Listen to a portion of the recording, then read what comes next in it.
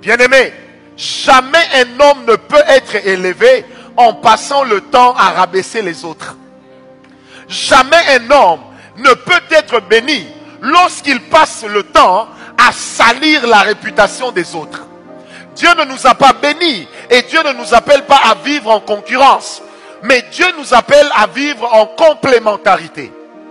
L'onction que je démontre, un autre peut démontrer plus que moi, mais il y a une particularité. Allez où vous voulez, mais il y a des choses quand on le fait, vous direz ça, il n'y a que Ngawala qui le fait. Pas parce que je suis terrible, parce que j'ai appris une chose dans ma vie. Je développe ce que Dieu m'a donné, je laisse tomber ce que Dieu ne m'a pas donné. J'encourage les autres à développer ce que Dieu leur a donné, parce que nous ne sommes pas tous appelés à être la même pièce. Et le ministère de Dieu, la royauté, c'est comme un puzzle. Il y a plusieurs pièces, chaque pièce est importante pour reconstituer l'histoire qu'on appelle la gloire de Dieu. Cédric, on ne peut pas devenir grand sur les cadavres des autres qui ont été grands avant toi. On ne devient grand que lorsqu'on apprend à soigner les tombeaux dans lesquels les héros reposent. Parce qu'en réalité, la force d'une nation, l'histoire d'une nation n'a jamais été faite par les vivants. Ça a toujours été fait par les morts. C'est pourquoi on parle de l'histoire. Ça veut dire, l'histoire est une considération particulière du passé. Si quelqu'un m'a compris. On ne peut jamais bloquer un homme que Dieu utilise. Moi, j'ai appris à grandir dans l'onction, dans une église qui ne croyait pas à l'onction. J'ai appris à prophétiser dans une église dans laquelle, dès que tu faisais tititi, on venait te dire l'esprit de prophète est soumis au prophète. J'ai compris une chose. C'est que Dieu ne peut pas faire avec moi devant tout le monde. Je peux donner à Dieu le temps de le faire en secret. Qui m'a donné un amen bien? Frère bien-aimé, par adoption. La Bible dit également ceci. Nous sommes dans Ephésiens 4, verset 30. La Bible dit, n'attristez pas le Saint-Esprit de Dieu, avec lequel vous avez été scellés pour le jour du jugement. Quand on parle de sceller, est-ce que un frère peut venir? On peut me donner un pan? Ou, je sais pas, un drap de l'intercession? Faites-le rapidement, j'ai besoin d'un frère, un jeune frère, même un vieux frère. J'ai besoin d'un frère. Vous n'allez pas tomber, venez. Viens. Ah, je t'ai vu en retard, Socrates. Donnez-moi ça. Lorsque dans Ephésiens 4, verset 30, la Bible dit ceci, qu'avec le Saint-Esprit, vous avez été scellés. En grec, le verbe utilisé par sceller n'est pas l'égal de stampier, d'un cachet qu'on appose sur un document. Mais c'est exactement ceci. Lui est le Saint-Esprit, moi je suis l'homme. Non, ou moi je suis le Saint-Esprit, lui est l'homme. Je ne dis pas que je suis le Saint-Esprit. C'est un exemple. Que personne n'aille dire que le frère Francis est en train de changer l'évangile. Non, je ne changerai jamais l'évangile de Christ, grâce auquel j'ai été sauvé à la croix. Alors, quand la Bible dit que nous avons été scellés, ça veut dire quoi? Que le Saint-Esprit et moi, nous portons la même ceinture au niveau de la hanche. Ça veut dire que quand quelqu'un nous regarde au niveau de la hanche, nous donnons l'impression d'être la même personne. Mais nous ne sommes pas la même personne. Et maintenant la Bible dit ceci, je ne dois pas attrister le Saint-Esprit avec lequel j'ai été scellé. Maintenant, qu'est-ce qui se passe? Lorsque je suis scellé avec le Saint-Esprit, la ceinture se porte au niveau d'où? De la hanche, jamais au niveau du thorax. Sauf à l'époque où le pauvre Christian était musicien dans un orchestre de la musica. À l'époque où on mettait les pantalons jusqu'au niveau de la hanche. Alléluia. Alors lorsqu'on dit que nous portons la même ceinture, il faut bien me suivre. Pourquoi au niveau de la hanche? La réponse est simple. Lorsqu'on jeûne, nous élevons notre esprit vers Dieu, vrai ou faux? Mais en réalité, lorsqu'on jeûne, On fait le vide de quelle partie de notre corps? Le ventre. Généralement, pour ceux qui font la délivrance va plus vite. Mais quand vous chassez le démon, généralement, vous regardez le visage ou le ventre. Qu'est-ce qui vous amène à regarder le ventre?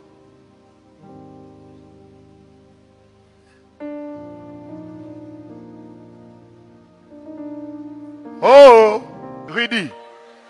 Quand vous chassez les démons, pourquoi vous regardez le ventre? Hein? L'esprit est dedans.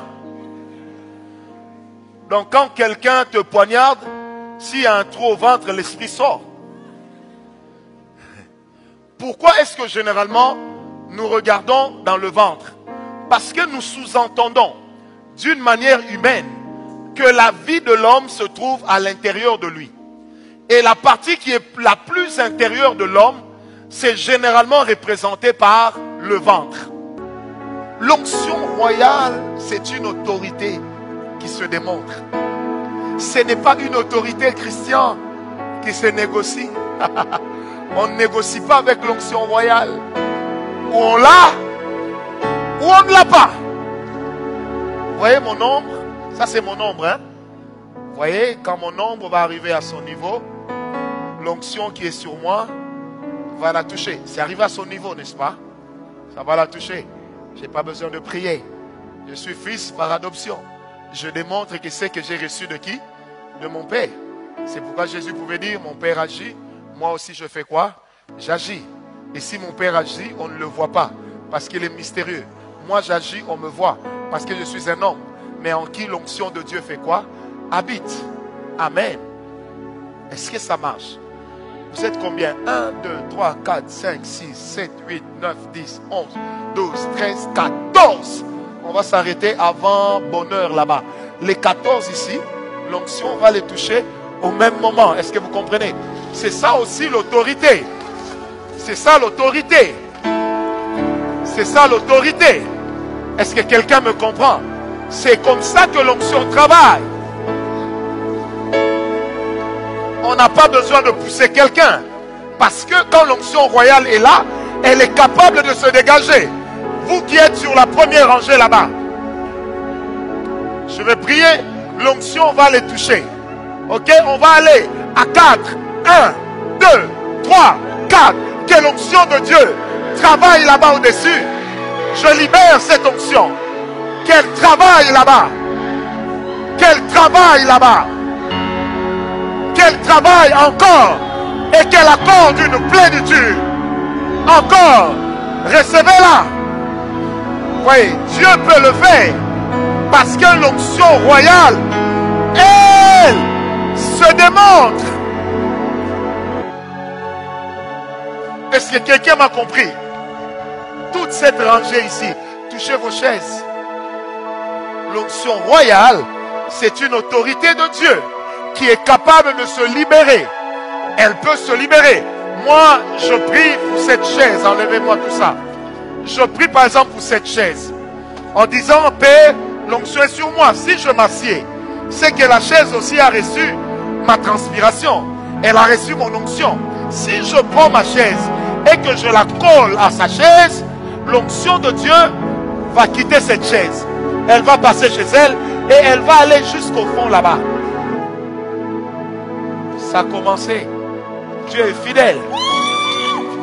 Dieu est fidèle. Ça va aller jusque chez Maman Titi. Il n'y a que l'onction pour faire ça. Ça va aller là-bas. Pourquoi Dieu le fait? Parce que l'onction royale, elle démontre l'autorité de Dieu au travers de la vie d'une personne. Il ne faut pas dire que les enseignements du prophète sont compliqués. Ils sont simples. Il suffit d'avoir l'esprit pour comprendre ces choses. L'onction royale n'a pas d'âge. Ce n'est pas parce que vous êtes jeune que vous devez faire comme tout le monde. Non. On peut être jeune, mais avoir un esprit vieux. Quand Ézéchiel a commencé à parler sur Israël, il n'avait que 30 ans. Quand Jésus est allé à la croix, il n'avait que 32 ans et demi, 33 ans. Mais ça n'a pas empêché à ceux qui sauvent la terre. Pourquoi? Parce que Dieu ne fait exception de personne. Quelqu'un m'a compris. Je sens dans mon esprit, j'ai vu maintenant un couloir qui s'est ouvert. Dieu va amener certaines personnes dedans. Alors, je prophétise sur moi-même. Un jour, moi, je prierai pour des chefs d'État. Tu n'as pas besoin de croire. J'ai déjà cru. Moi, j'ai déjà cru. Papa, même quand je n'ai rien, je n'abandonne pas Dieu. Je sais ce qu'il m'a dit. Je connais la voix que j'ai écoutée. Mais je connais aussi les hommes qui m'ont béni. Est-ce que quelqu'un me comprend? Amen. Lorsqu'on est un roi par élection, même quand il y a l'adversité, l'Éternel t'établira sur tes adversaires, sur tes ennemis. On peut jeter de l'eau sur le feu. Ça va s'éteindre. Mais lorsque le feu est allumé dans un puits de pétrole, ce n'est pas avec l'eau que ça s'éteindra. Vrai ou faux? Je ne suis pas chimiste, mais je regarde la télé. Parce que simplement, l'origine du feu définit la nature du feu. Et la nature du feu prouve comment est-ce qu'on doit traiter ce feu-là.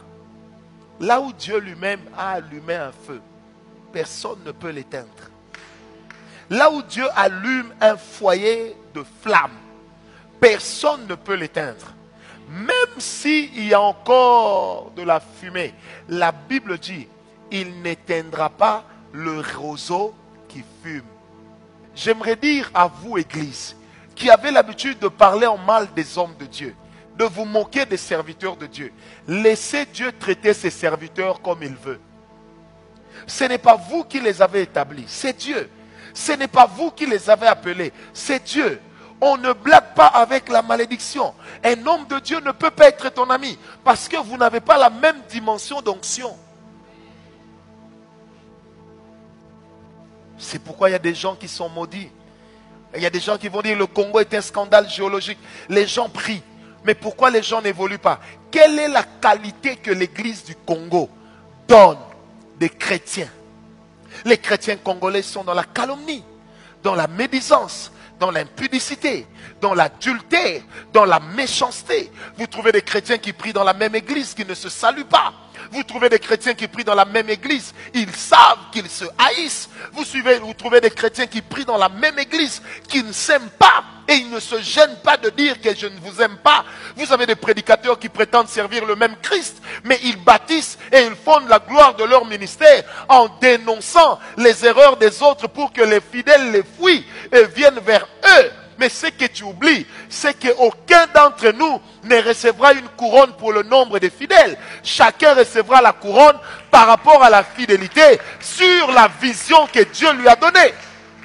Frère, je me fous pas mal de savoir ce qui arrive au pasteur de derrière. Si malheur lui arrive, je prierai pour lui. Si Dieu le bénit, je dirai Alléluia. Mais je ne suis pas là pour fouiller dans sa vie. Je ne suis pas un inspecteur. Je suis une sentinelle. La sentinelle prévient du mal, mais la sentinelle n'établit pas le mal. Pour votre édification spirituelle, suivez des puissants témoignages, des puissantes prédications, des puissantes prières en live, des émissions chrétiennes, des clips top gospel. Abonnez-vous dès maintenant sur notre nouveau compte YouTube Kazarema Satellite. La Bible dit que vous devez vous entretenir par des psaumes, des hymnes, des cantiques spirituels, chantant et célébrant de tout votre cœur les louanges du Seigneur. Dès à présent, abonnez-vous sur notre chaîne YouTube Kazarema Satellite 2. Vous serez alerté en temps et en heure de chaque nouvelle vidéo. C'est très simple. En un clic, vous êtes abonné. Sa bonté est insondable. Sa fidélité. Pour recevoir toutes nos vidéos en temps et en heure sur votre téléphone portable, tablette, ordinateur, n'hésitez pas de faire sonner la cloche de notification. Ainsi, vous serez informé en temps réel sur toutes nos publications. Et vous ne raterez aucune de nos vidéos. Kazarema, le canal qui te transmet la vie. Kazarema, la chaîne qui t'emmène dans la présence de Dieu. Alors, abonnez-vous massivement. bienveillance.